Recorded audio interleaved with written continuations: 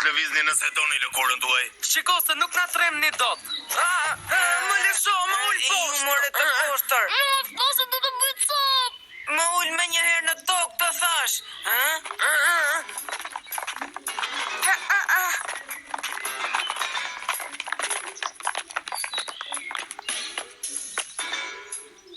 Me sa shoh pas kam ardhur në kohë, apo jo? Ai është baba im.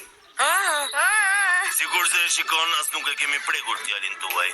Apo jo? Më lër që të shkoj ti. Sabo! Pas ka marrë dhe pirat që të më kapte. Shtu pra qenë kanë ata.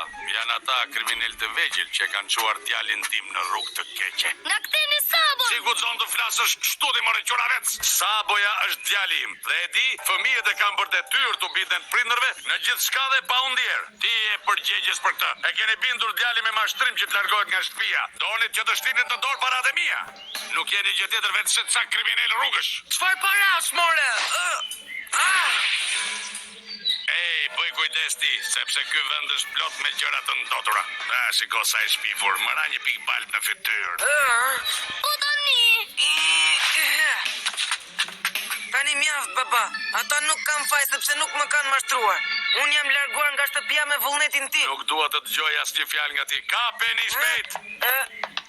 Ndërsa me dy të tjerët merruni vet ju. Riqet, zotri, sa po të na jepni shpërblimin tuaj, ne do ta mbarojmë këtë punë.